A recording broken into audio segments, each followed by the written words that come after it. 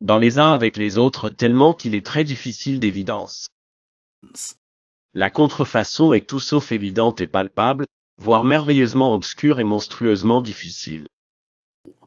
Et à condition qu'il soit correct, comment un vaste complot de faux comme celui-ci a-t-il été possible en premier lieu ou réussi de manière convaincante? Ardois décrit clairement un processus potentiel. Premièrement, avant que l'imprimerie ne se généralise et ne devienne la norme, le grand public n'avait pas facilement accès à ces manuscrits. Bien qu'ils aient été forgés au XIVe siècle, ils pouvaient à peine être lus jusqu'à ce qu'ils soient imprimés et cela s'est surtout fait au XVIe siècle. Deuxièmement, il était nécessaire que le livre soit écrit sur parchemin afin qu'il puisse maintenir le mensonge de la grande antiquité et être conservé plus longtemps. Le parchemin manuscrit permettait non seulement aux faussaires de faire paraître les manuscrits plus anciens qu'ils ne l'étaient, mais permettait également à diverses copies, qu'elles soient préparées dans des monastères ou par les copistes de Côme Médicis, d'être produites, antidatées puis cachées par la suite dans divers endroits. Mais cela signifie qu'il y aurait eu un nombre varié d'acteurs impliqués. Est-ce que quelqu'un ne parlerait pas? Surtout dans les cercles monastiques où la piété religieuse était privilégiée. Décrivant l'Italie de la Renaissance après sa première visite à Rome, dit Luther, tout y est permis sauf d'être un honnête homme. Et Poggio lui-même saisit bien cette société d'hypocrisie lorsqu'il décrit sa visite au terme de Bade en 1416 ans. Les moines, les frères et les prêtres de l'abbé se comportaient avec plus de licence que les laïcs, abandonnaient toute pensée religieuse et se baignaient parfois avec des femmes dont ils paraient les cheveux de ruban et de couronnes de fleurs. Compte tenu de ce récit, il ne serait pas absurde de supposer que de nombreux abbés et moines commettent des actes d'impiété, acceptent de l'argent de la corruption ou ont même été compromis par d'autres. Troisièmement et surtout, le génie du mensonge repose sur les faussaires créant un réseau d'intertextualité. L'intertextualité, c'est quand un texte fait référence à un autre texte. Le gang pestiferous est associé à l'écriture de l'histoire, dont ils se copient très souvent et ils ont submergé les lecteurs avec le nombre de livres et ont ainsi rendu plus difficile de croire que le soupçon de fraude et forçoude était bien fondé. Un exemple clé d'intertextualité est le travail présumé de Quintilian dont les textes font référence à de nombreux autres écrivains tels que Marcus Pacuvius et Cornelius Severus au passage. Un autre exemple est les Annales de Tacite. Les érudits modernes rejettent les affirmations de Ross selon lesquelles Poscio a forgé les Annales parce que le livre 15 des Annales est référencé dans le commentaire de Giovanni Boccas sur Dante, qui a été écrit avant la naissance de Poscio. Et c'est vrai, le texte de Boccas et les Annales s'alignent. Mais, selon Ross, Ardouin et d'autres, cette intertextualité est le génie du mensonge. Bien qu'écrivant avant la naissance de Poscio, Boccas appartenait à la première génération de chasseurs de livres en Italie. Et si nous entretenons l'idée qu'il dirigeait une opération de contrefaçon en gros, alors il serait dans l'intérêt du faussaire de laisser des références à d'autres textes encore à découvrir afin d'assurer la longévité de l'entreprise frauduleuse. Chasseur pour générer plus de contrefaçons, cela fonctionnerait également comme une tactique parfaite pour garantir que les textes ne soient jamais découverts comme des faux car ils ont été référencés ailleurs et plus tôt dans le temps. Et s'il est correct, ce dévouement à une intertextualité soigneusement élaborée est vraiment le succès de la contrefaçon. Car il empêche toute contrefaçon d'être prouvée de manière concluante. À moins que des preuves indéniables ne soient présentées démontrant que des textes anciens ont été falsifiés, l'intertextualité maintiendra toujours la majorité des érudits attachés à l'idée que les textes sont authentiques. Même si le milieu universitaire reconnaît qu'il y a bien eu des faux pendant cette période, comme Consolatio, un texte prétendument écrit par l'ancien Cicéron qui a été découvert par l'humaniste et chasseur de livres Carolus Segonius en 1583. Sur son lit de mort, Carolus a admis qu'il avait falsifié un texte et qu'il est maintenant largement accepté comme un faux.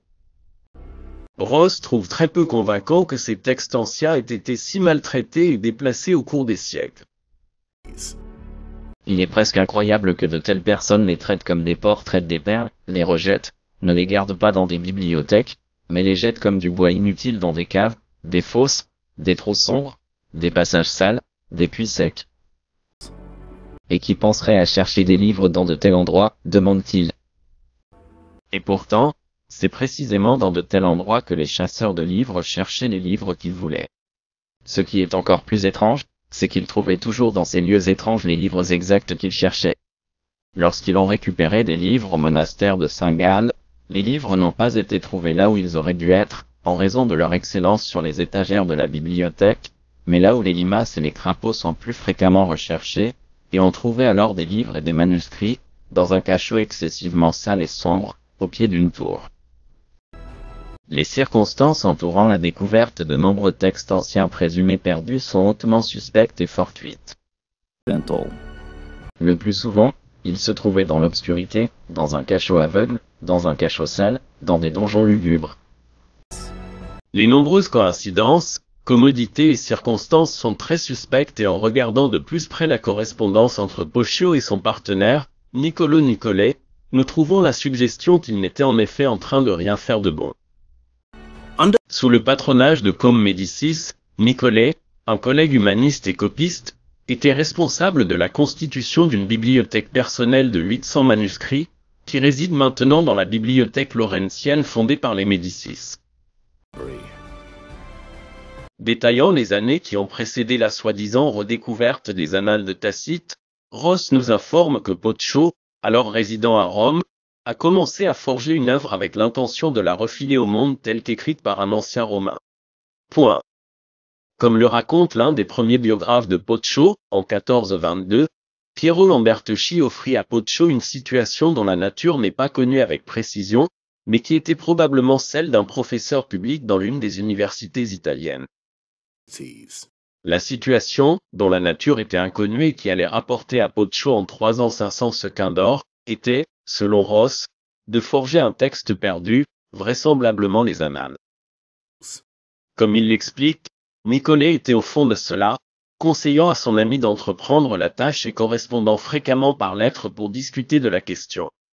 Et tandis que ce premier biographe spécule que l'offre était d'occuper un poste de professeur public dans une université, les lettres de Boccio à Nicolet suggèrent que l'offre était d'une nature différente. Boccio écrit « J'aime l'occupation à laquelle il m'a invité et j'espère que je pourrai produire quelque chose qui vaille la peine d'être lu. » Mais comme le souligne Ross, les professeurs de l'époque ne rassemblaient pas leurs cours et ne les publiaient pas. Ils ne pouvaient alors produire quelque chose qui vaille la peine d'être lu. Boccio écrit aussi que si je voyais que j'obtiendrais ce que notre ami Pierra attend, j'irais non seulement jusqu'au bout de l'Europe, mais jusqu'au désert de la Tartarie. Renforçant encore une fois que la tâche était de produire quelque chose qui le récompenserait avec une petite fortune pour prendre sa retraite et voyager au loin. Dans une autre lettre à Nicolet datée du 11 juin 1422, Boccio écrit « Je veux que vous n'ayez aucune méfiance. Donnez-moi le loisir et le temps d'écrire cette histoire, et je ferai quelque chose que vous approuverez. Quand je réfléchis au mérite des anciens écrivains de l'histoire, je recule de peur devant l'entreprise. » Et le 8 octobre 1423, écrit Boccio, les débuts de toute nature étant ardus et difficiles, ce que les anciens faisaient agréablement, rapidement et facilement lui était pénible, fastidieux et pénible. Aucune mention d'écrire que l'histoire se reproduit dans la correspondance entre Boccio et Nicolet, mais quelques années plus tard, il y a une suggestion que des rumeurs s'étaient propagées concernant ce qui se passait entre les deux. Et Boccio écrit à Nicolet pour le rassurer que lorsque Tacite viendrait, il garderait le secret.